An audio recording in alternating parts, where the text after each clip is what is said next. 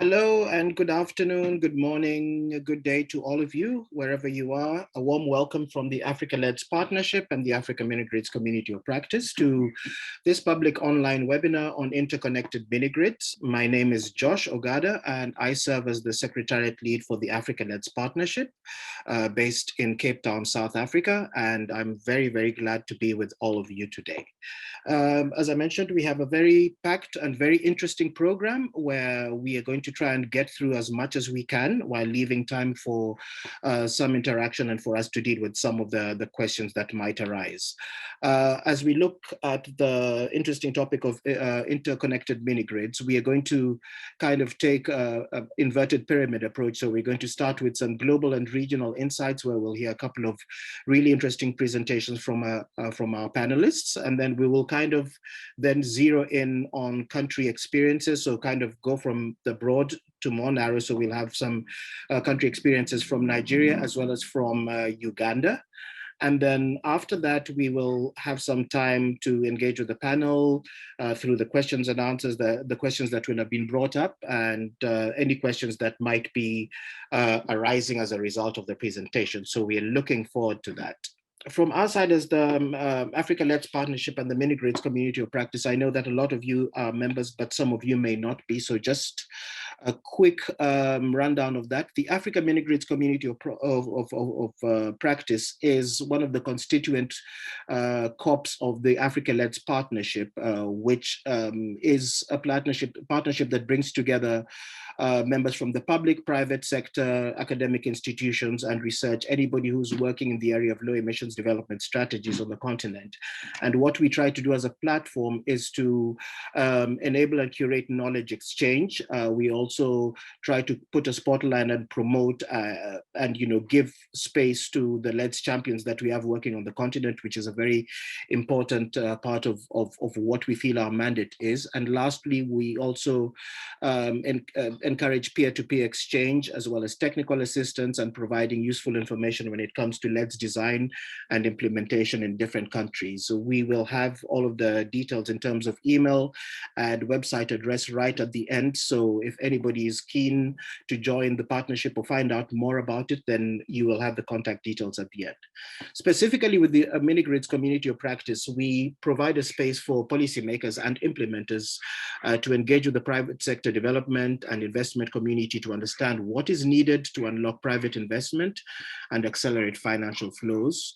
We also try to provide a space where we can learn from fellow African governments as well as mini-grid pioneers and developers from all over the world to design policy and regulatory frameworks and create enabling environments that can leverage mini-grids to meet national, developmental, electrification, and climate change mitigation objectives, including INDCs and long-term strategies. So this is a space that in which we encourage that to happen.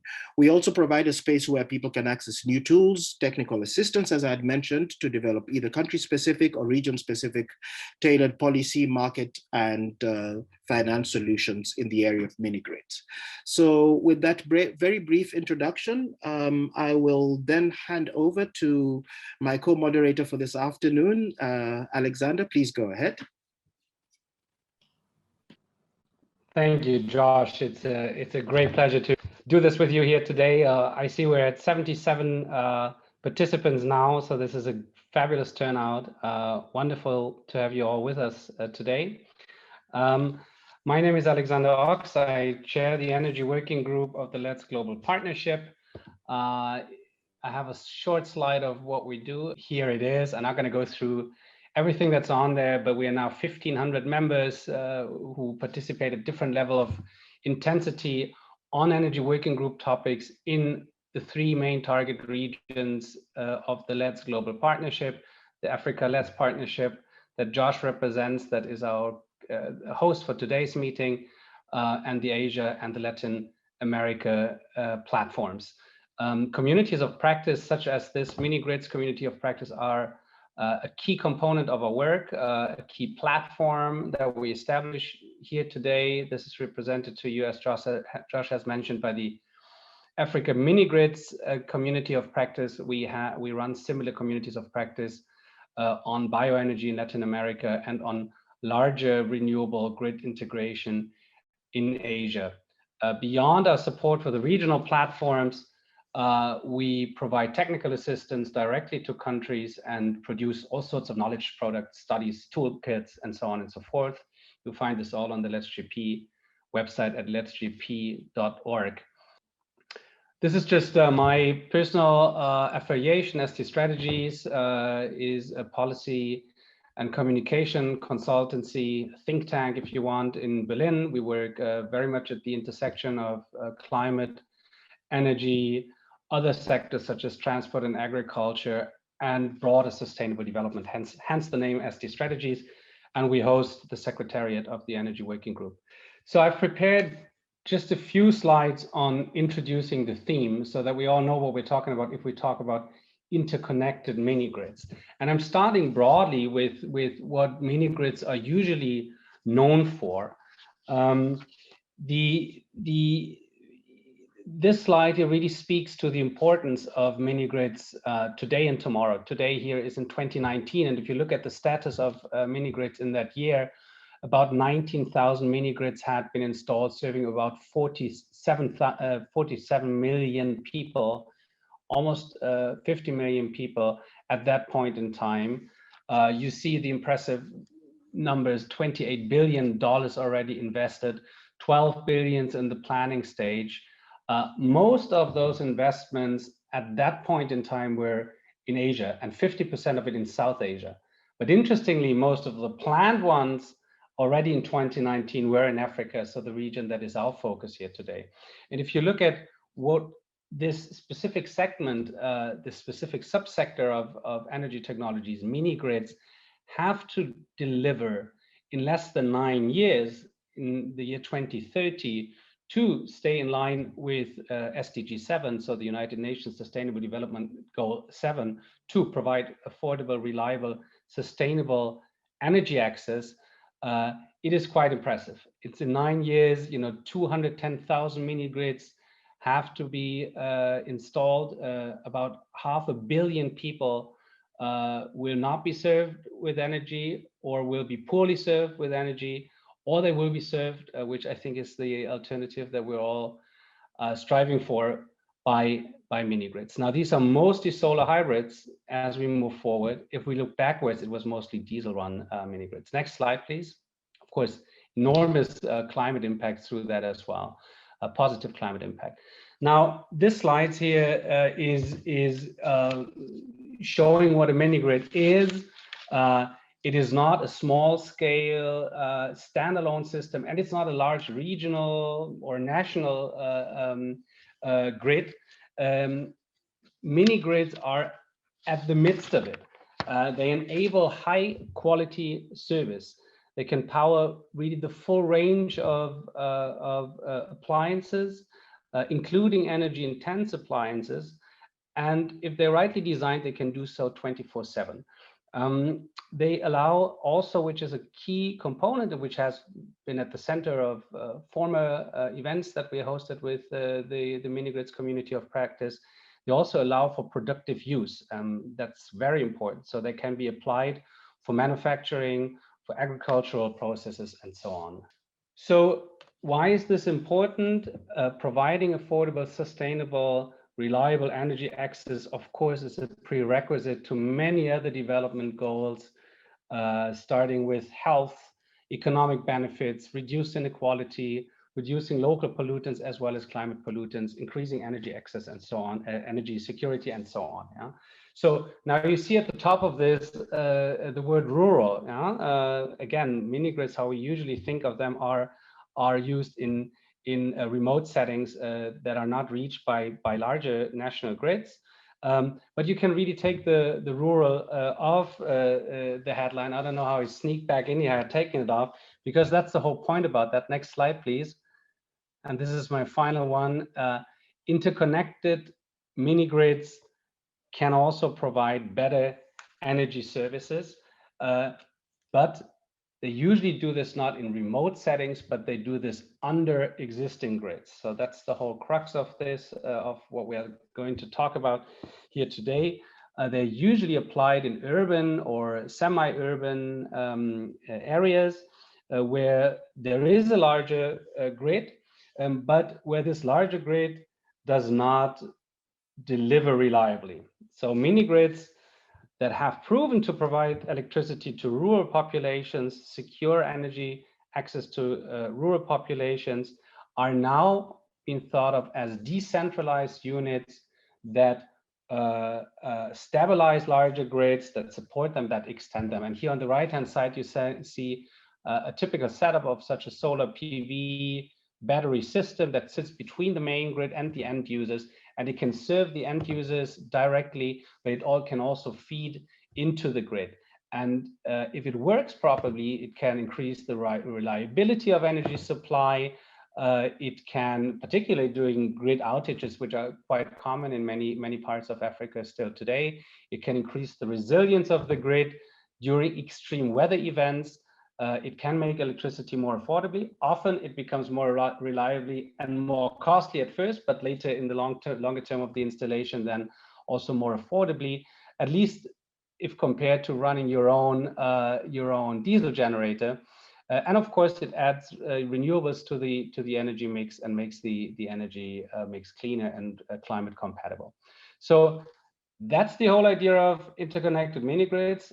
Very exciting topic that has become a recent focus area of the Africa Minigrids community of practice, and we're discussing this here today with you, and particularly looking into what role it can play in Africa's energy future and how to advance it, how to make sure it quicker delivers that particular portion of the solution that we might have in mind for it. So with this, next slide, please. I want to introduce our first speaker, Divyam Nagpal. I'm very happy that we have him. Divyam works with IRENA, the International Renewable Energy Agency. He is in the Knowledge and Policy and Finance Center.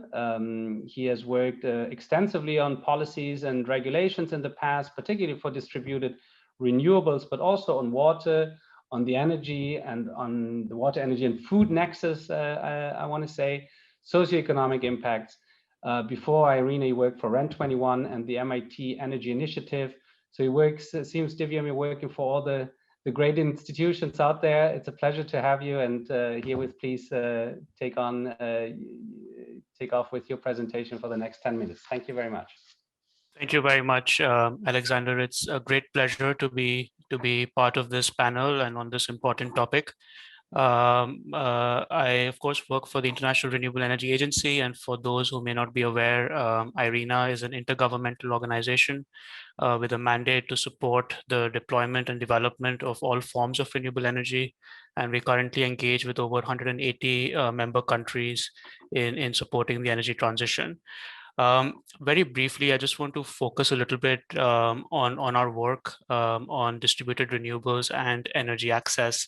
And sort of it covers many different sort of components all the way from renewable energy statistics, looking at sort of how much of those solar home systems, mini grids are being deployed on an annual basis, which also contributes to the SDG 7 tracking report, but also sort of undertaking capacity building at a national and regional level for data collection and reporting.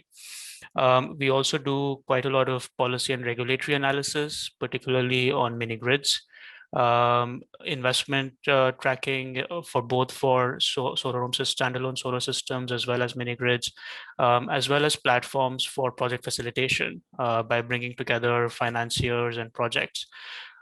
We also have work streams that focus on entrepreneurship promotion, so specifically focusing on Western Africa and Southern Africa, where we're working with regional centers of excellence in Ekre and Sakri. But also looking at sort of the benefits side of grid renewables around what impact these solutions have on jobs, around gender, but also across sectors like agriculture and health. And finally, around sort of tracking the technology and innovation outlook. We know that these technologies are evolving quite quickly, and it's important to sort of keep track of how that evolution is happening and what impact that will have on costs and reliability and other aspects. Finally, all of these sort of work streams sort of come together in our advocacy work and contributions to global processes around high-level dialogue on on energy, or the Food System Summit, or the high-level forum, a high-level political forum on sustainable development. So for this presentation on interconnected mini-grids, I'll primarily draw on the policy work that we've done, as well as on the quality infrastructure. Alexander, you already mentioned a number of sort of key benefits that interconnected mini-grids sort of bring in, and I just wanted to add a few.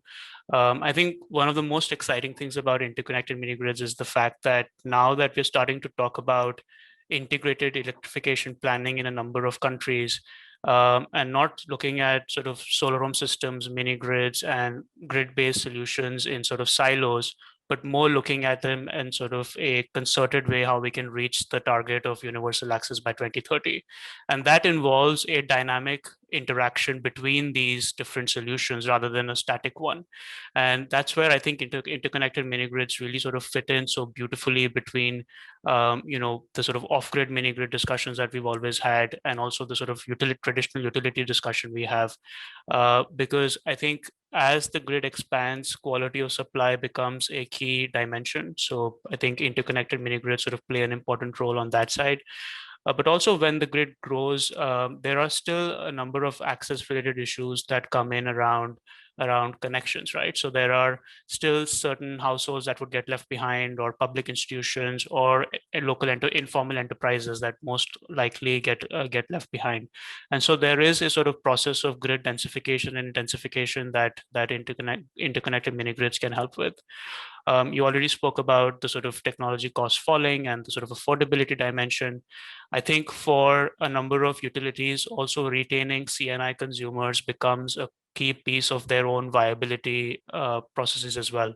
What's happening right now is, as you know, is that C&I consumers either are gravitating towards more distributed renewables on their own and getting off or reducing their dependence on the grid, which of course does not bode particularly well for the economics of the distribution companies, which are already struggling in many emerging economies.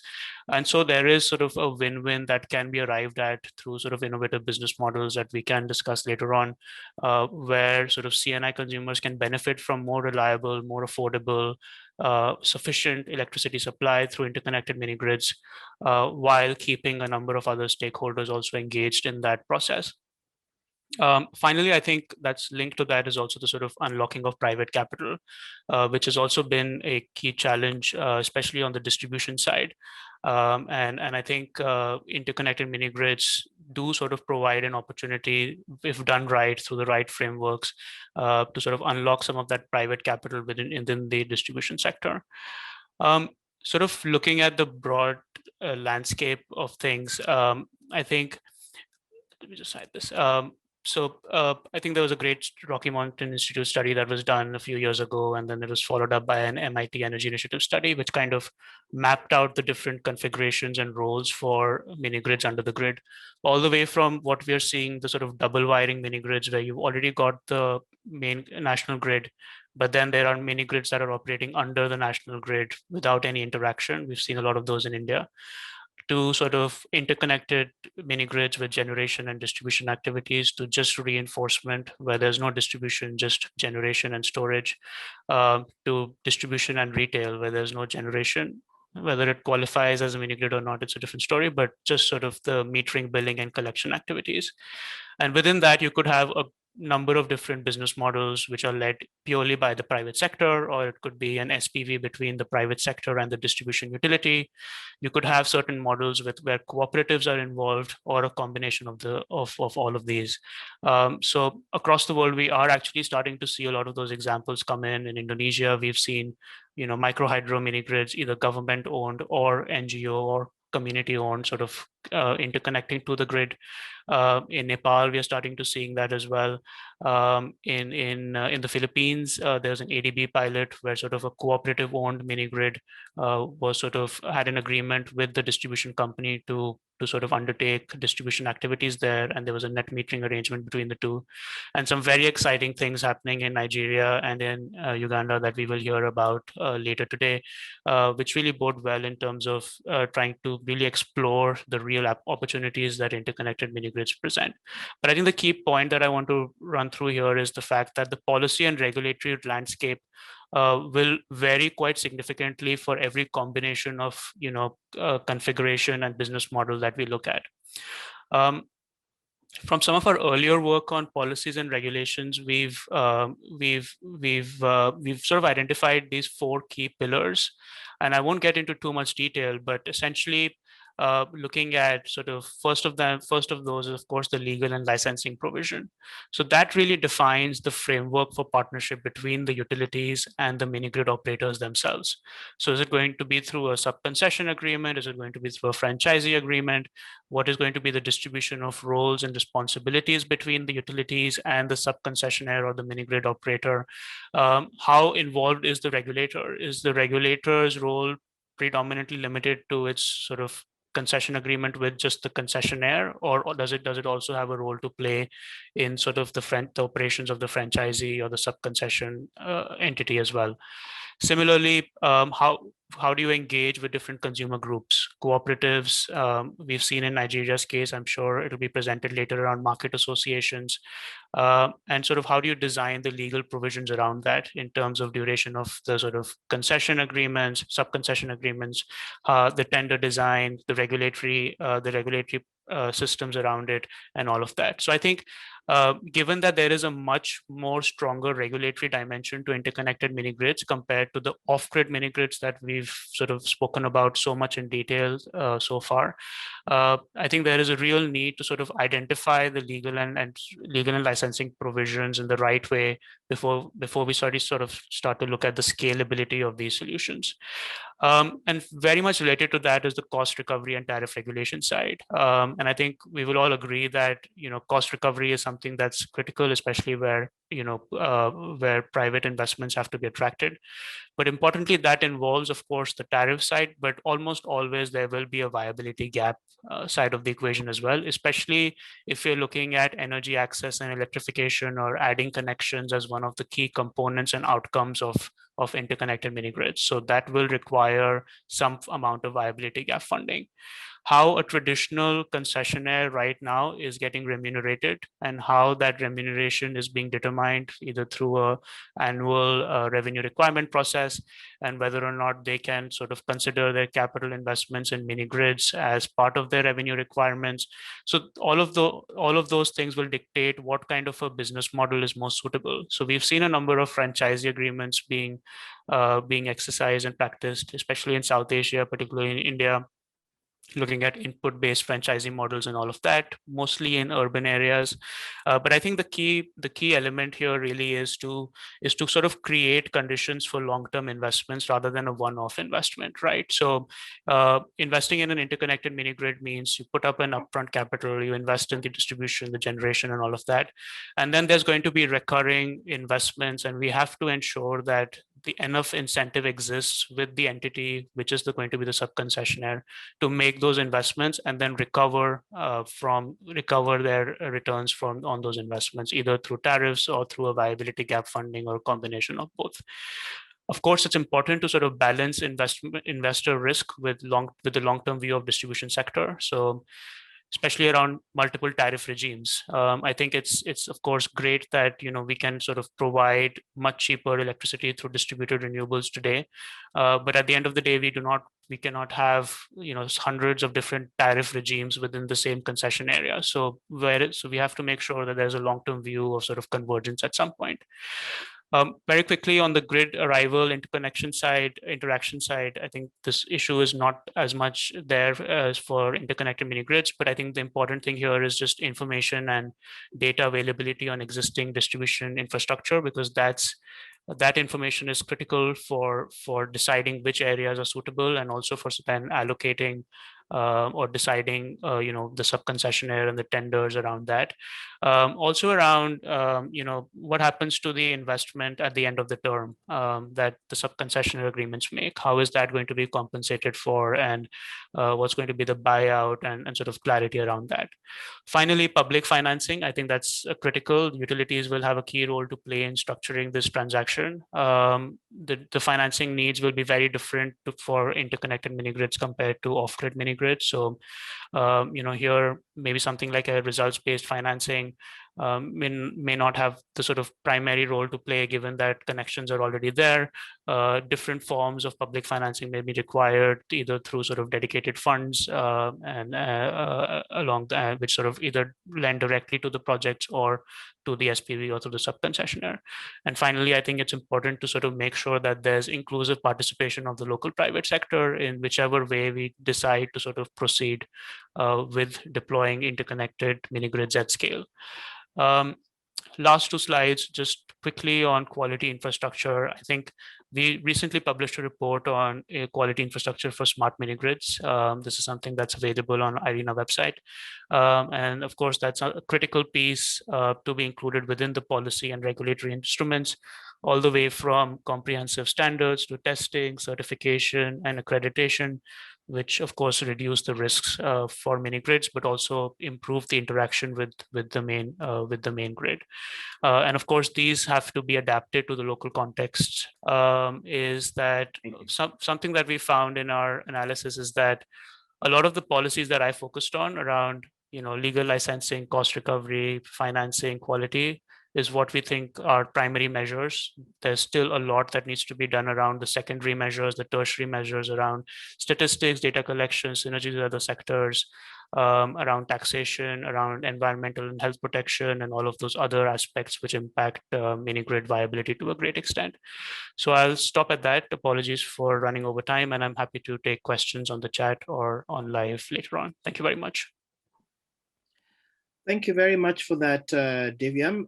Without much further ado, I'd like to introduce our next speaker, who's Joan Chahenza, who's Director for Energy Access Financial Advisory at the African Minigrid Developers Association, AMDA, where she's at the forefront of driving decentralized renewable energy access in Africa through creating financial structures to bring scale to the minigrid sector.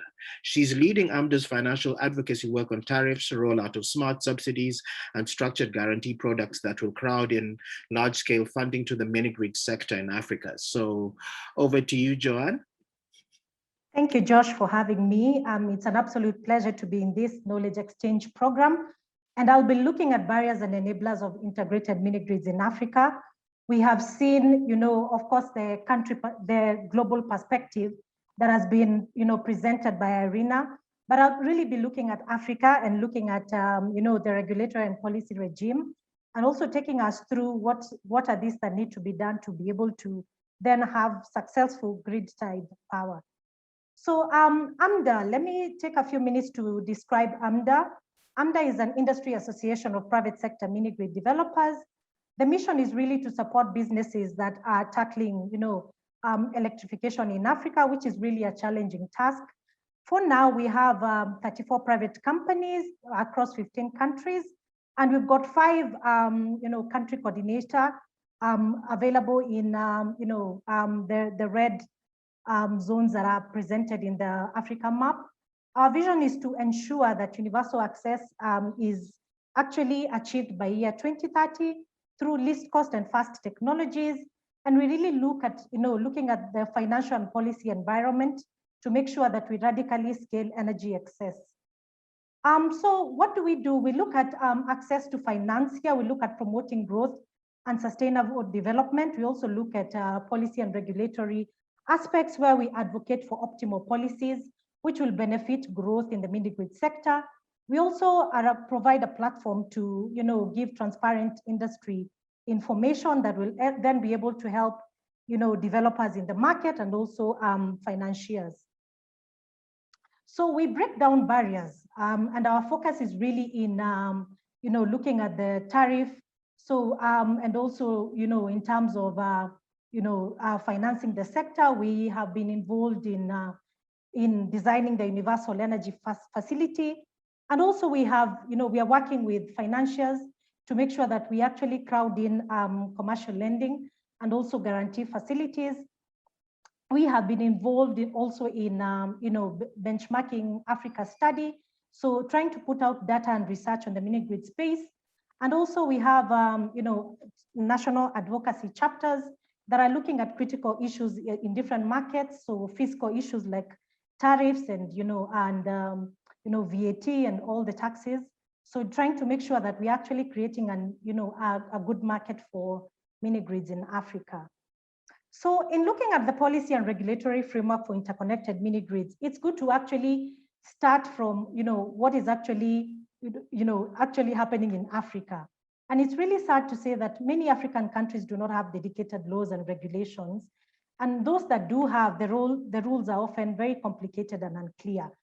And you'll find there's very little information when it comes to, the grid expansion plans and how mini-grids, will ideally be interconnected to the grid, and how those, compensation mechanisms will actually, be realized. So some of these barriers to interconnection is actually the lack of regulations, the lack of clarity on which institutions, are responsible for interconnecting. Then there is also the big issue of incentivization in terms of, you find in most instances, utilities are compensated with donor money for building of a mini-grid. And the payment structures for interconnection aren't viable. Also the technical standards, and my colleague has already talked about that. Also the utility doesn't have, a lot of understanding of mini-grids, which really inhibits the, complementarity of both the mini-grids and the grid. So in terms of status of, just to paint a picture of where regulations do exist.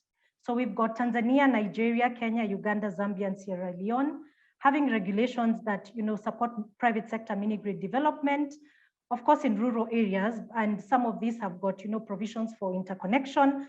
But I think it's really key to actually start from that fundamental basis of actually having regulations in place to then support, the pilots and the implementations that are happening, like in Nigeria, and later on you'll hear about Uganda, and where we've seen successful operation of interconnected mini-grids, as by the previous presenter has talked about, also in India. And there's none in Africa, but pilots are being done in Nigeria and Uganda. So just in terms of looking at the different options for grid arrival, I think this is a really important topic to look at, because then, it gives mini-grids, and especially those that are, operating within the rural areas who would like to, then be able to connect to the grid, and also those who would like to actually, be able to connect, have, grid-tied interconnected mini-grids. So the different options that are available for grid arrival is the sale of assets to utility and exiting, the mini-grid becoming an independent power producer and selling power to the utility. Then there's also sale of generation assets and the mini-grid becoming an independent power distributor and purchasing from the grid. Also, there's decommissioning and transfer of assets to other sites and continuation of grid operations. So where we have seen this happening, the first option of the small power distributor, we have seen this happening in Cambodia. The small power producer model, we've seen that in Uttar Pradesh, some parts of India. Tanzania and Bangladesh have got a feed-in tariff clauses that will then, be able to help the small power producers. Then we've got a combination of small power producer and distributor. This is ideally applicable in Nigeria and Tanzania. And mini-grids have the option to convert to either a small power distributor or a small power producer. Then we've got the asset buyout in Uttar Pradesh and Nigeria. So in terms of enablers and key considerations, I think it's really high time that we have conversations of ideally having net metering rules within policy frameworks, which will then enable interconnection. Certainty of tariff for the various modes of interconnection is really also very key. Then there is also a proposal to have a grid arrival fund to cater for any unforeseen costs incurred by developers at interconnection. So we see this as enablers. And once these are actually on board, I think the process of interconnection will be very good for for the rural mini-grids and also for the grid-tied mini-grids. Compensation mechanisms have to be in place. So here we're talking about debt service, in terms of debt service, principal and interest payments, depreciation, the return to investors, and revenue compensation, which is also a very key thing. Other key considerations is whether the policy actually allows for interconnection, the technical standards for interconnection, just to make sure that there is compatibility between the mini-grid developer and, of course, the national utility, then the tariffs and licensing upon interconnection and the subsidies required, if any. So I'd like to end there. I look forward to listening in on the next presenters and learning about the pilots in Uganda and Nigeria. And please feel free to share your comments and your questions on the Q&A. And I also look forward to answering some at the end of this session. Thank you. Thank you very much for that so far. So our next presenter that I'd like to introduce is Anita Otubu, who's currently the head of program management unit of the Nigerian Electrification Project, NEP, which aims to accelerate the private market for the development of mini-grids and captive power plants, as well as for the deployment of solar home systems for unserved and underserved homes, as well as enterprises, education and healthcare institutions as well. She was part of the Rural Electrification Agency's management team that secured $350 million and another 200 million loan facility for the NEP's implementation from the World Bank and the African Development Bank, respectively. Welcome, Anita. Thank you very much, Josh, and good afternoon, everyone. Okay, great. So I'll be giving a presentation providing some insights with respect to interconnected mini-grids within Nigeria. Before I talk about what we're doing in Nigeria with regards to IMGs, it's very important that I give you a bit of a background with respect to access to electricity within Nigeria. So currently we have a national peak demand estimated at about 25,790 megawatts. However, we have a total installed capacity of about 12,522 megawatts. What is being generated, however, at an estimate is about 6,800 megawatts. And unfortunately, what's being distributed is roughly about 3,800 megawatts. So as you can see, there's a huge energy access deficit. 80 million people lack access to grid electricity in Nigeria. And this is essentially the background as to why the FGN has embarked upon various interventions towards bridging this gap using renewable energy sources through the provision of solar home systems, mini grids, and now interconnected mini grids. So some of these interventions, I'll try not to speak to all of them because I'm quite conscious of the time I have. What's very important was the enactment of the Electric Power Sector Reform Act. And this act allowed for the power sector to be privatized, therefore allowing for private sector participation in the generation and distribution of power supply. This act also established the Nigerian Electricity Regulatory Commission, also known as NERC, to regulate the sector, and the Rural Electrification Agency, which I work with, which was established to increase access to power supply through extension of the grid projects, as well as off-grid projects using mini-grid, solar home systems, and the likes. In addition, in 2015, the federal government of Nigeria embarked upon a national renewable energy and energy efficiency policy that was launched towards promoting the use of renewable energy solutions.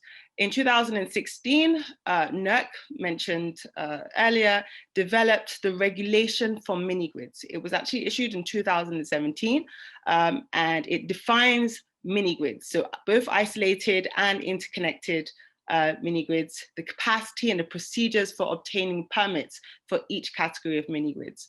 I believe this is probably one of the only mini-grid regulations we have in Africa, and it is very robust. In the same year of 2016, FGN adopted SE4All's agenda to achieve 8,000 megawatts of off-grid power by 2030, and again through renewable energy sources. 2018 and 2019, both the World Bank and African Development Bank collectively provided a loan facility to the federal government of Nigeria for a total of $550 million put aside for the Nigeria electrification project, which embarks upon bridging the electrification gap, again using mini-grids, solar home systems, independent captive power plants. And then in the same 2019, under the Rural Electrification Agency, who is also implementing the Nigeria Electrification Project, its Rural Electrification Fund had secured a total, or the equivalent, Naira equivalent of 3 million euros for its interconnected mini-grid accelerated scheme. And I'll talk more about that when we get to that slide. And then in 2020, federal government of Nigeria launched the Solar Power Niger project, and that's where low interest loans are being provided to mini-grid developers, solar home system providers to bridge this gap. And it seeks to expand into the area of interconnected mini-grids. So I would like to encourage our mini-grid developers who are interested in interconnecting mini-grids within Nigeria to watch this space. Okay, so I'm not going to talk too much about the advantages and disadvantages of integrated mini-grids because I believe Alexander had previously touched on it. So essentially, improves the reliability of power supply for the consumers, drives improvement of grid infrastructure, reduces carbon footprints by decommissioning the widespread use of diesel generators. The list goes on. Now, looking at the process in Nigeria towards developing an interconnected mini-grid, first of all, it's to identify the site, an underserved area. And to be quite frank with you, in Nigeria, there isn't really a particular area that has 24-hour power supply in the country from the national grid. Usually it's a mixture of using diesel generators or inverters or whatever it is. So you identify the site, which is an unserved area, you sign an exclusivity agreement with the connected community and the distribution company, also known as the DISCO, although this is optional. But what isn't optional is the tripartite agreement that is to be signed by the mini-grid developer, the community, and the distribution company. That is the distribution company licensed to provide power within that particular area. And to agree on the conditions and charge for usage of the distribution company's network. Thereafter, this agreement has to be approved by the Nigerian Electricity Regulatory Commission that I mentioned earlier. And then we commence to the installation and commissioning, as well as operations of the mini-grid system or interconnected mini-grid system. In addition to these steps for implementing or developing such a project, the very important documents that the Nigerian Electricity Regulatory Commission would like to see in applying for the permits. First of all, obviously your incorporation document, a certificate of incorporation, memorandum and articles of association, deed of partnership or deed of trust as applicable, certificate of occupancy or lease agreement for this project site where you want to put in the infrastructure, certified copies of building permits, filed standardized spreadsheets for tariff calculation, the map of the interconnected network, list of deficiencies in the distribution grid. So you have to show obviously that that area is underserved. Distribution network infrastructure installed by the mini-grid operator, map of the plot for power generation assets, diagram of fixed infrastructure for generation assets, and boundary values of the distribution grid. So this sort of information that the regulator would like to see making this application. Just to give you some examples of interconnected mini-grids that the Rural Electrification Agency has embarked upon under the federal government of Nigeria. First of all, the Energizing Economies Initiative. With this program, it seeks to provide adequate, reliable power supply to economic clusters, including markets. So the picture we have here is in Wuse Market, which is in Abuja, the Federal Capital Territory of Nigeria. The status right now, GVE, that's Green Village Electricity, signed a tripartite agreement with the Abuja Electricity Distribution Company and the Wuse Market Traders Association for the development of a 1 megawatt interconnected mini-grid system. Right now, the the progress right now, or I guess the status is that this interconnected mini-grid has been developed, but is only currently providing power to just 30 shops in this market. And it's because it's considered the pilot phase. So they're still undergoing some sort of studies, I guess feasibility studies and so on, before they scale up to the rest of the market and to additional markets. And then we have what I'd mentioned earlier, the IMAS scheme, which is the Interconnected Mini-Grid Acceleration Scheme. This was launched by RE in 2019 with support from the EU and GIZ through the Nigeria Energy Support Program. It's currently in its second phase. The objective is to accelerate the deployment of interconnected mini-grids in the country, offering non-cash grants and technical assistance to developers. At the moment, 7 domestic companies, so Nigerian companies, have won the IMAS tender. And we have one interconnected mini-grid which has been developed by Neo Tropical at Mokoloki community in Ogun State. Which has Sorry, been Anita, just a minute to go, please. Thank you. Sure, let me quickly. And the distribution network is managed by Ibadan Electricity Distribution Company. So here are 2 programs that are being implemented by the federal government of Nigeria through the Rural Electrification Agency towards promoting interconnected mini-grids within the country. Just some tips, some advice for those of you who are thinking of embarking upon such projects. Increase stakeholder engagement and communication. This is key. There must be transparent cross-sector engagements to help cultivate the trust required for implementing such projects. These engagements will motivate all parties to the tripartite contract to collaborate closely and prevent misunderstandings that frequently occur in such projects. Building sustainable partnerships. Project stakeholders must ensure that standards, regulations, very important, and guidelines are followed while leveraging on the expertise of parties involved. So ensuring that you meet all the regulatory requirements of NERC, also NEMSA, who is responsible for the standards and the quality of the equipment that's also being installed. Leveraging governmental support. So government agencies like the Rural Electrification Agency is a key enabler to interconnected mini-grid projects.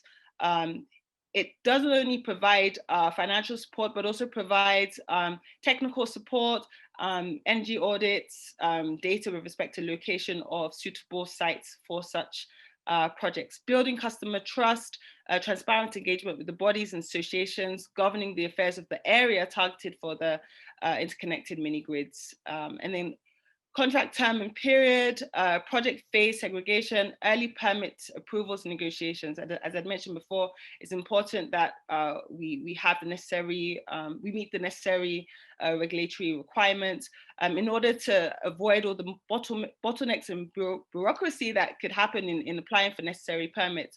To fast track this process, it's important for the mini-grid developer, the communities, as well as the discos, to meet beforehand and agree on the tariffs, to agree on everything that needs to be agreed upon before it gets to the point of requesting for such permits. So that's essentially the end of my presentation. Thank you so much. Thank you so much, Anita. Sorry to rush you through that. Thank you for the Thank you for the fantastic presentation, and thank you to everybody who's been asking the questions in the question box. If the rest of you, the anglophones, will indulge me for a second. Pour nos amis francophones, merci pour les personnes qui ont posé des questions en français. Je vais les traduire et passer aux intervenants pour qu'ils puissent répondre à la fin. Et s'il y a d'autres personnes qui veulent poser des questions, soyez à l'aise et mettez-le dans la boîte Q&A. Thank you very much. Our next presentation is from Riccardo Ridolfi, who is the CEO and co-founder at the Equatorial Power, which focuses on renewable energy and access to services in rural Africa. He's also a board member of Umeme Limited in Uganda. Previously, Riccardo pioneered access to energy as a co-founder and business development manager at Absolute Energy Africa, investing in renewables and access to energy in emerging markets. Welcome, Riccardo. Thank you, Josh, and thanks everybody for that. So I will try to be quick. I really want to spend a little bit of time talking about a real use case and then I see a lot of interesting questions, so we should give some space to that. Very briefly, I'll give a little bit of context, talk about our pilot, and then focus on challenges to date. So in terms of context, it's very interesting because Uganda actually has pretty good regulation in place and a very strong regulator. The issue is that, notwithstanding that 75% of the population remains in the dark, Uganda also has, I mean, Umeme, if I put on my Umeme hat on, the national utility is one of the rare profitable national utilities on the continent, right? And that's for a number of reasons, but it has not helped to solve the energy access problem. Now, I think the government has real plans to bring electricity to everybody by 2040, and that presents a number of issues. And I want to give some perspective because I fear that when we talk about big numbers, everybody thinks that, oh, well, it's obvious, let's throw more subsidies and accelerate access. And you know, I'm a mini-grid developer, so absolutely believe in that. Truth is, you have to take the whole system at a national scale. I mean, one important message to give here is when you pump money, be it subsidies or sovereign debt, into infrastructure development, energy access. Of course, I think we all agree here that we need to rationalize, you know, the least cost connection, be it mini grids, national grid extension, or solar home systems. But at some point, the national grid, and here we're talking about interconnected mini grids. So the national grid is the backbone, whether it's privatized or government owned, is the backbone that has to provide a degree of bankability, right? Whether it's because we're investing in the national utility, whether it's because as interconnecting as a mini grid developer, we want to either sell our power or contract or sub-concession relationship with the utility, it has to be bankable. And the important message is when you pump a lot of money to extend the grid, you're giving the utility a lot of what it's not good at doing. You're giving it a lot of rural customers. Effectively, as we all know, the tariff is probably too low in Africa. Electricity tariffs in Africa are lower than what they should be if we're serious about energy access. What I mean by this is that they are generally not bankable. I mean, the case of Madagascar, for example, is that every electron sold costs the utility more money to sell it. So if they stayed at home, they would lose less money, right? This is an important message because when you pump a lot of money to grid extension or to mini grids to then interconnect, you're effectively bankrupting the utility. So this is an important message you have to keep in mind. And that's where, in a way, the interconnected mini grid model can help if done in the right approach. So that's the context against which I just want people to be aware of. A little bit about our pilot. We've been at Equatorial Power, we've been firm believers of an integrated energy access model, where at some point, maybe not all, but a number of mini grids in a country will interconnect to the national utility. So together with partners, as part of the Utility 2.0 consortium led by Power for All and funded by Rockefeller, we've invested in a pilot project, which is a small mini grid we are commissioning next month. And we will work together with Umeme to operate these clients and ultimately within 9 to 12 months interconnect. And there are two main, if you will, business model levers we're trying to understand.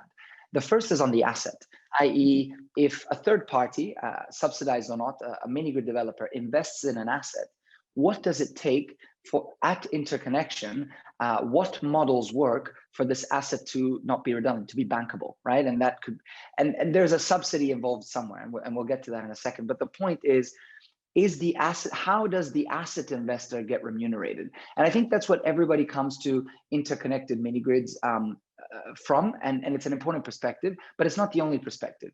The second is the operations.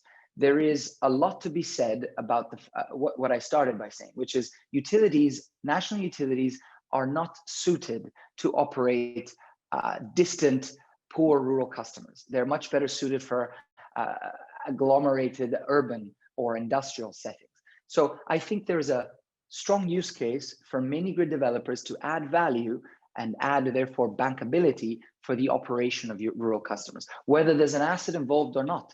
So we're looking at, be it a mini grid or be it grid extension, where can the mini grid developer support the utility? So these are the two prongs. As I said, we'll be commissioning next month, and it'll be an exciting moment. And we look forward to reconvening in a few months and sharing some results. Now, what are the main challenges? I think there was very interesting contributions today. I appreciate Divyam's perspective, Joan's as well. We know that AMDA's been supporting the sector, and they're very valuable. And I really appreciated some of the things said by Anita happening in Nigeria. Now, to me, there are three fundamental challenges, and some of it, forgive me, is repetitive, but subsidies are a must, right? There is not one case in the history of the world where electricity or infrastructure at that was rolled out universally without subsidy. So we must not think that that can be the case here at all. Subsidies are important, and a sufficiency of subsidy is important. Now, tariffs, second issue. Tariffs, as I said, I strongly believe that national tariffs are both too low in Africa, but also unrepresentative of what the solution is. And what I mean by that is, we should prioritize, if we're serious about access to energy, universal access first, and then universal tariff. And that's difficult for politicians to appreciate, and I understand why. But the truth of the matter is that most people in the last 7 years I've been in the sector, every single rural area I've been in, every single country, people prefer having power at a slightly higher cost than waiting an extra 5 or 10 years or sometimes more, right? So dynamicity of tariffs is important. And what I mean is, it's okay to start at a higher tariff and slowly tend towards a universal national tariff. Point number 3, planning. And effectively planning to me is two prongs. The first is political will. If we don't have political will, we'll go nowhere. These conversations will remain here. And the second is interaction with the utility. So there is a government interaction in terms of planning and regulation. And the second is an interaction with the utility, whether it's private or public. Now, when you're a mini-grid developer, these two are both red flags. They both scream time delay. They scream 10 years, right? Obviously, Nigeria is a great example of where things can go fast with the right political will. Uganda is an example where there's been political will, yet there have been huge delays. So the message is, without the right political will, it is almost impossible to plan at a national level, obviously, right? But I will raise that because I think that a lot of the donor money has to go to enable speed and not curtail it. And that's an important message. And I know AMDA has a lot to say on that. Now, as a final reflection, what we think would work, or to pick from some of the things that have been said, is to, again, incentivize government to accelerate on planning in a way that's less risky. And what I mean is by funding through subsidies an interconnection program. And to me, that takes a lot of work from the private sector to be very responsible, if you will, responsible in not deploying assets where it doesn't make sense just because there's a subsidy. And in certain cases, not to deploy assets, but rather position oneself as a grid operator. There are 3 benefits. Let me talk about, to close, a couple of points, which I think are beneficial to both parties. When you extend the national grid, right, whether there's a mini grid to interconnect to or not, oftentimes you're going further away from the closest substation, transformer, or generation point, which means that as you extend, often medium voltage, you're losing more and more power. Your technical losses are increasing, but so are your commercial losses, because it's difficult to police, and so there's a lot of theft going on. And what that means is that the utility is just bleeding money and electrons. We saw the huge gap in Nigeria between generation and actually distribution. And this is part of the problem. When you interconnect to a mini grid, you're catching 2 birds with 1 stone, because on the one hand, you're stabilizing the mini grid. Okay, so technically there are less losses. And secondly, you have a community interface, which means that most likely you're reducing your losses. And this is the first point on the 3 I want to make to close on operations.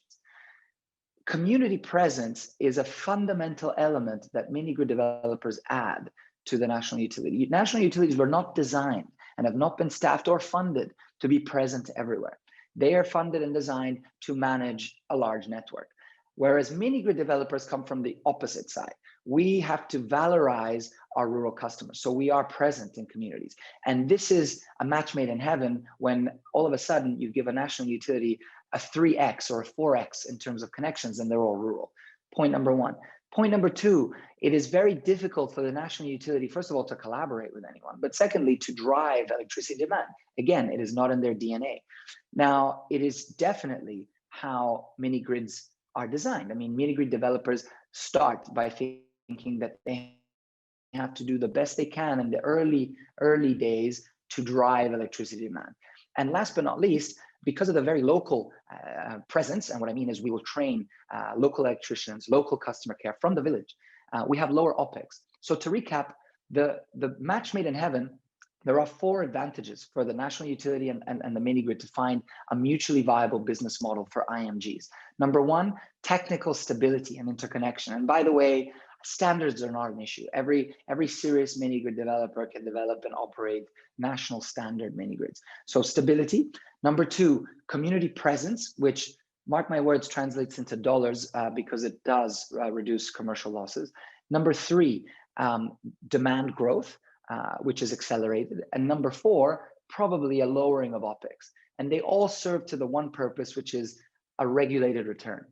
So I think that's enough from me, and I'd love to answer some of the questions. So back to you, Josh. Thank you.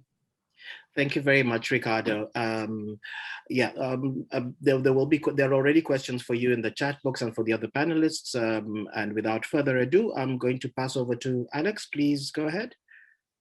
If you don't. You know what? It's just a few slides actually to close up the session, to wrap it up a little bit, and present some of the work that we have in the books, and then go to Q&A, because I'm really looking forward to this. All panelists have been so fabulous. We have, I think, close to 140 people on this call. It's really fabulous, a wonderful event. I enjoyed it a lot. Riccardo, Anita, and Divyam and Joan, they all talked already about the opportunities.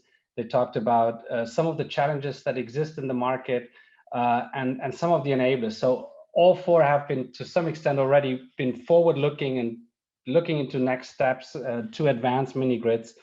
And I think this is why their presentations, at least one big part why their presentations were so fabulous and so helpful. So here's a very sneak preview of some of the work that we have in the books. I'm going to speak briefly about 3 things. We've done an AMG CoP, so this African Mini-Grids Community of Practice member survey on IMGs, and I'm going to share a few early insights that we're gaining from this survey of African countries. Secondly, we are publishing a policy guide for advancing IMGs. It's supposed to come out next week, or at the latest the week after.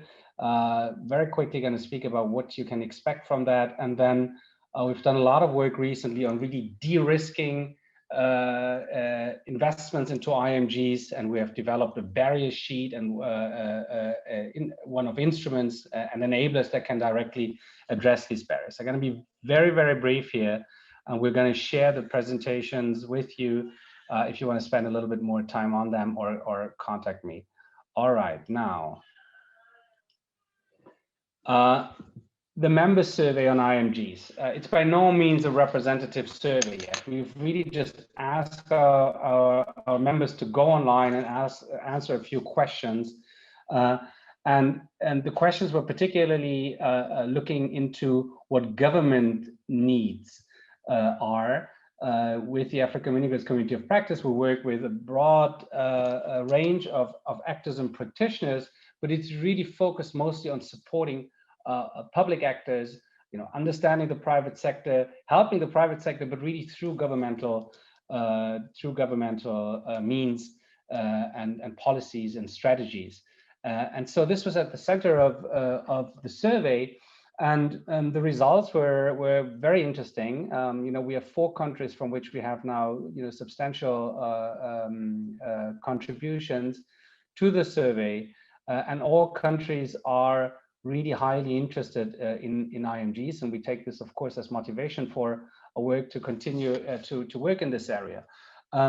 All respondents thought that IMGs could be helpful or very helpful to achieve a broad range of development goals, but really priority was given to reliable energy, of course, access to reliable energy, economic development and job creation, and then also to support green recovery past the current pandemic. The 4 highlighted technical assistance needs that all respondents highlighted with a relatively high number of percentage is access to finance, particularly mobilizing private sector investment, capacity building, broad capacity building, building understanding for what IMGs are and what the key challenges and opportunities are, and organizing stakeholder dialogues. And then my final slide here to give some preliminary conclusions, all of them very high level, of course. Most countries that have responded have said they had a deep interest in the issue, but most countries lack a clear strategy at this point in time for accelerating the deployment of IMGs. So I think it's fair to say that Uganda and Nigeria, as we've seen, are really leaders on the continent and beyond on this very issue of interconnected mini grids.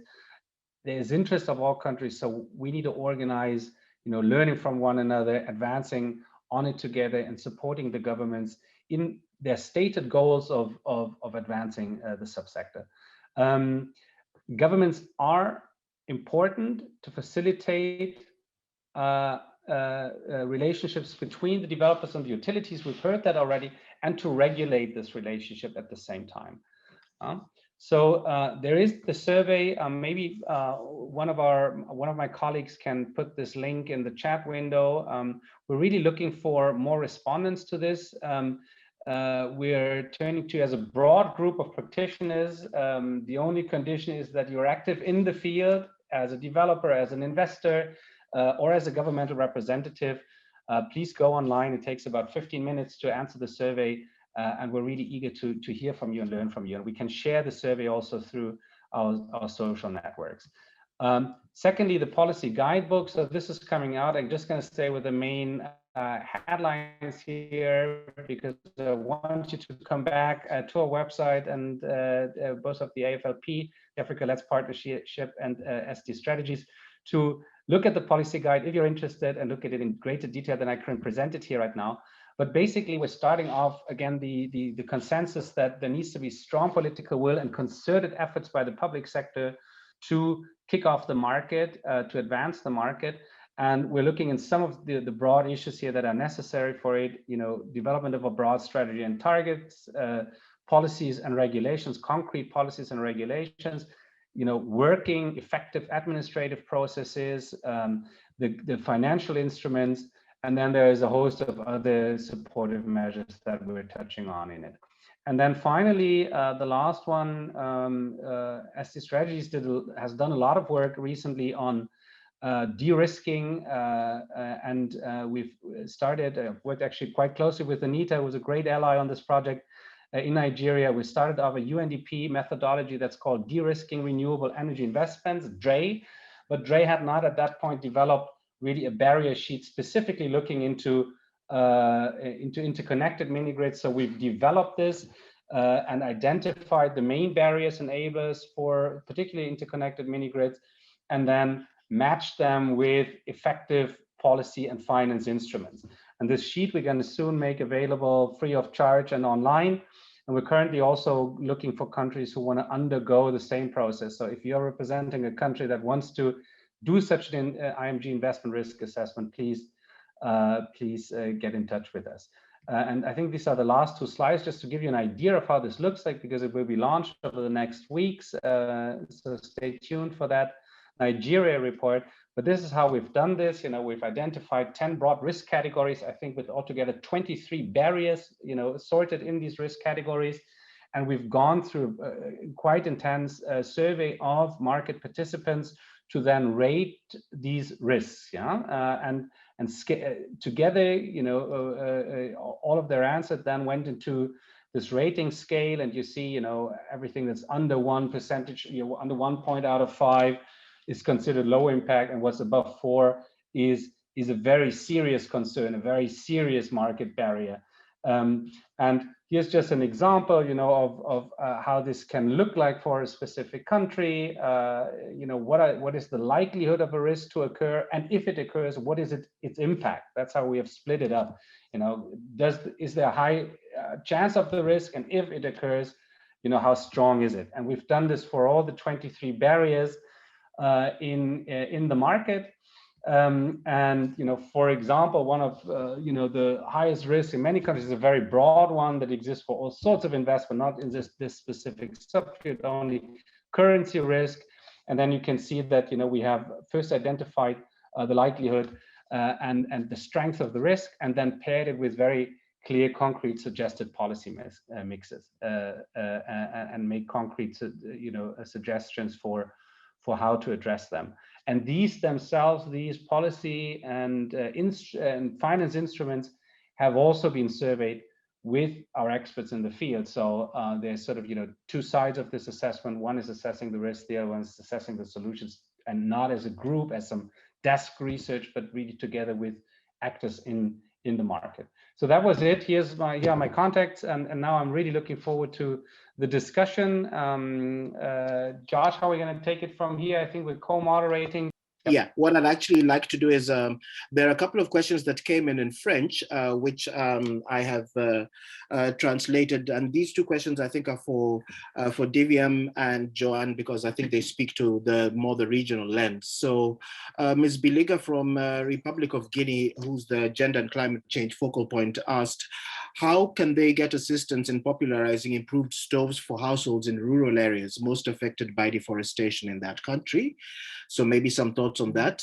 And then Mr. Ngor Deblum from Senegal asked, are the grassroots really integrated in rural electrification and energy access programs? For example, in Senegal, rural populations typically see these programs roll out when they're already, while they're already happening. They're not involved in the process of defining them. So what can be done to engage these populations more actively in these programs? And what is the level of popular participation that you see if you are already engaged in some kind of programs that include rural populations on the continent? So I think probably those two for you to think about. Aside from the other questions, I know that a couple of you, the panelists, have listed some that you want to respond to live. So maybe I can hand over to you. Maybe Joan and Divyam, if you could tackle these two quickly, and then we can move to the rest. And I'm sure there are others that were listed under you that referred specifically to your presentations. Thank you. Thank you, Josh. Maybe I can go fast and just maybe redirect the question for purposes of the cook stove. We do not look at cook stoves as the Africa Minigrid Developers Association.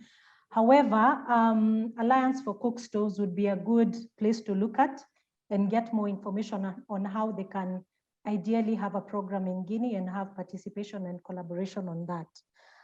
For stakeholder engagement at grassroots, I believe this is really a key issue, and especially when you look at consumer pricing and acceptability of tariffs.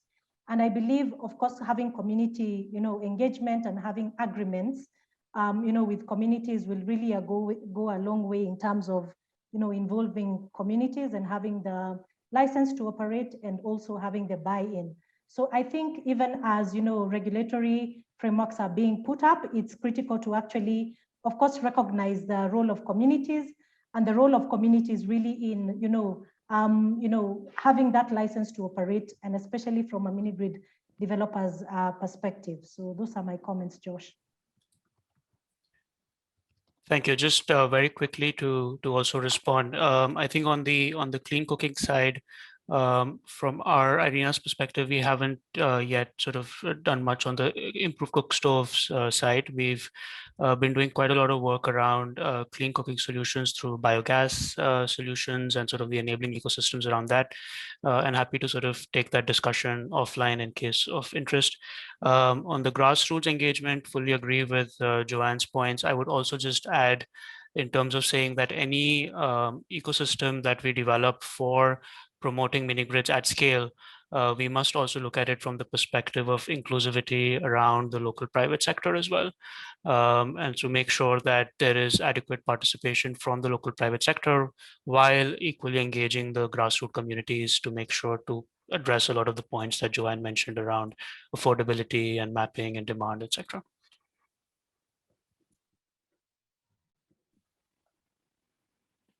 Thank you very much for that. Anita, I know there were a couple of questions that were sent your way. Do you want to answer a couple of those? And as you do, Anita, if there's anything you've heard from the other panelists that you want to touch on in your answer, then please feel free to do so. Thank you, will do.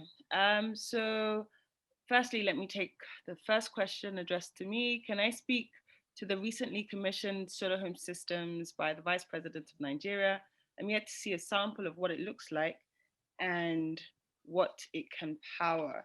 The Vice President of Nigeria recently commissioned the deployment of 1,000 solar home systems deployed by a private sector company by the name of A-Solar.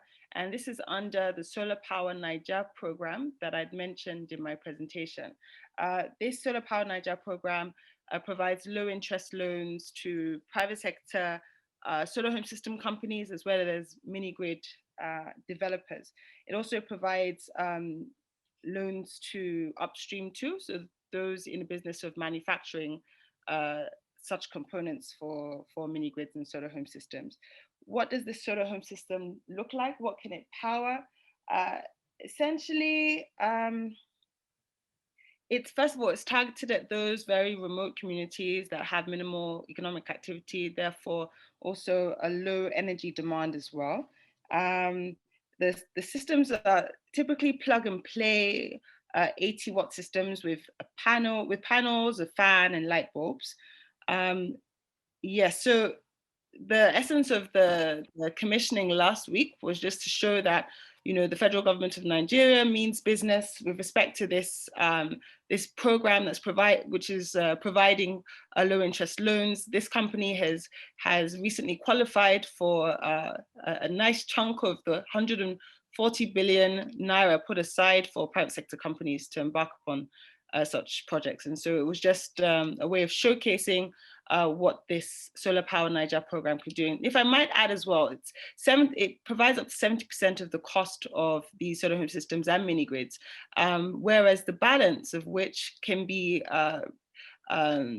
received under the Nigeria Electrification Project, which I head, as grant subsidies. So before you could actually even apply for the Solar Power Niger loan facility, you would have had to have applied for the Nigeria Electrification Project to get the grant subsidies, and thereafter you can now make that application for the loan. So it provides that counterpart funding required, since access to finance has always been a major issue in our power sector. So this is what the federal government of Nigeria is doing to address that issue.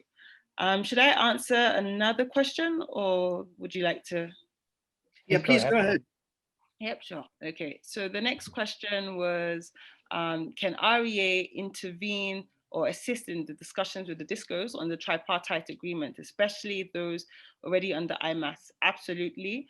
With respect to the Energizing Economies initiative that I'd mentioned, REA is responsible for developing that concept and providing the enabling environment, facilitating discussions with the DISCO, that's the Abuja Electricity Distribution Company, the Market Association, and other key stakeholders. The role of REA is to essentially show to the public that such projects, interconnected mini-grids, solar home systems, etc., can work, and that we do have that enabling environment for it. So we are very much happy to get involved in those discussions with the DISCOs. And then another question, does the federal government of Nigeria have any plans of limiting the number of fossil fuel-based mini-grids within the country, especially bearing in mind its carbon print? So we don't really have that many mini-grids in the country at the moment, but we are promoting solar hybrid mini-grids for the sustainability and the reliability of the power that's to be provided.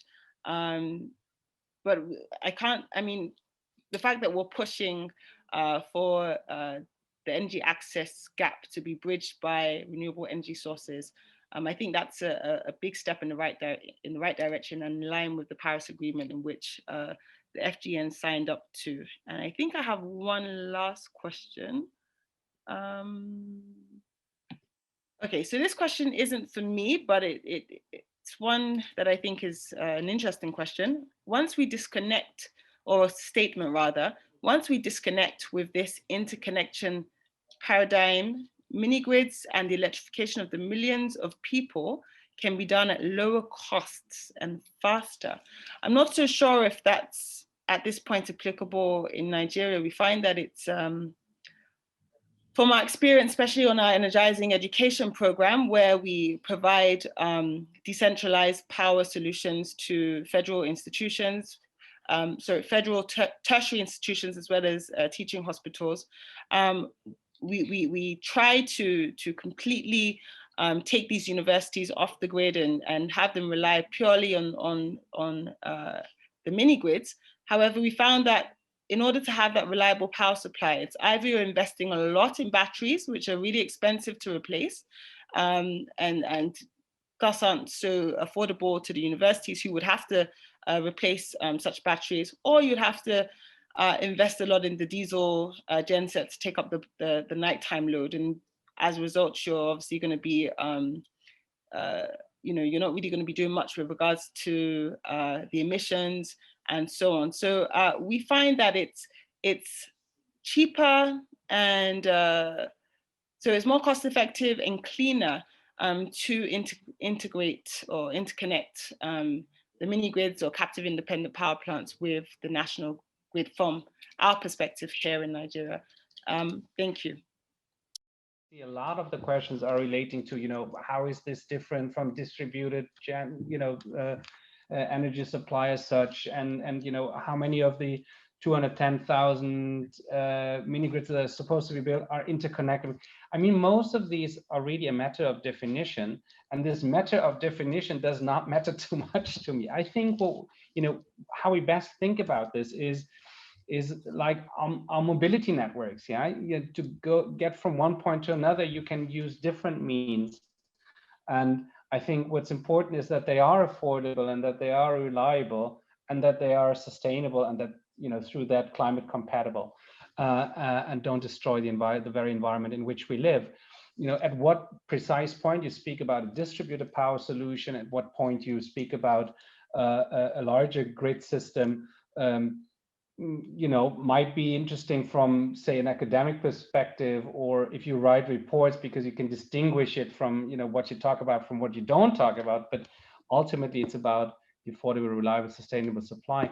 And I think many are envisioning it these days as in remote areas to have standalone systems that grow into mini grids that ultimately are connected to the grid. All key challenges. What do you do when the main grid arrives? Like, do you burn your assets then if you have invested in this area? And so on and so forth. Questions that we struggle with in the Africa Mini Grids community of practice and try to find solutions or guidance for. But that's really, I think, the one key point that I'd like to make at the end of this. We are not supporting interconnected mini grids instead of grid extension or standalone systems. We're trying to find different solutions towards the Sustainable Development Goal 7 of providing energy access in an affordable, reliable, and sustainable way. That's it from me. Josh. Thank you, Alex. We've got about a minute left, and I'd like to give the floor to Riccardo for just a very, very short intervention. I don't know if you'll be able to answer any questions, but just a very quick intervention before we wind up. Thanks, Josh. I mean, I don't know which question you like me to address, but as a general comment, I think, oh, my camera's off. As a general comment, I do think, so there's a few things about why are we focusing on interconnection. I mean, I think the point is we all believe that there should be a least cost approach. So grid extension, solar home systems, and independent mini grids. Inevitably, as the system evolves, some closer mini grids, and later, why not more of those mini grids, will need to interconnect. And I think that's the main point here. So we're only focusing on one piece. We're not saying that all mini grids should be interconnected. Secondly, on subsidies, there was a question as to whether they should focus on IPPs or developers as opposed to end users. I don't see much of a difference there. I mean, the point is that subsidies have to focus on the tariff. So ultimately, they have to enable a regulated return, right? Because this is a regulated sector, for whatever cost is required, and they have to buy down that cost. In my view, they should focus on, well, there should be two things in mind. The first is a focus on CapEx as opposed to OpEx, although the caveat is that sometimes the tariff expectation is so low in some countries that you might need OpEx subsidies. I think that's wrong, but ideally to focus on CapEx and one-off. And the second, if we're serious about the fact that this is nothing short of an emergency, we have to be extremely clear that excellent is enemy of the good. And so we have to steer away from huge processes where you're trying to take global best practices for tendering and planning, and 7 years later, you've established zero connections. We're all in favor of competition. We're all in favor of transparency, but we have to go fast. I think AMDA will testify that unanimously, all private sector operators are in favor of a results-based financing, which makes us need to raise the money upfront. We take the risk. We're happy to do that, but we have to go fast. We cannot wait 5 years for the perfect tender and then maybe win it, lose it. Then there's a change of tariff, as we've seen in Uganda. So tenders are fine as long as in parallel we have fast procedures, because you will not convince me that if you go to a rural area, people would rather wait 10 years than have some kind of power now. You can always improve a solution, but I think speed is of the essence. These are my most important messages. And I suppose the last is that IGNs are real and they already work today. So let's see more of that in more countries. Thank you. Brilliant, Riccardo. Really good. Yeah. Comments. Thank you very much. You know, this is a discussion that could have gone on for a while, but we are a slave of time, especially on this medium, and we have had the benefit of people for 90 minutes, and I see that some people are already dropping off, meaning they're probably rushing off to other commitments. Just a quick assurance to everybody that the questions that have been put in the Q&A, this is both for the participants and the panelists. What we typically do is we compile these into a nice Excel sheet where you, the panelists, will have all of the time in the next couple of days to respond in detail to these questions, and then we will share them to all participants together with the post-coms package that will include the video recording as well as the presentation. So please rest assured that any questions that may not have been answered or that were answered in an abbreviated way will be answered in detail, and you shall have all of this.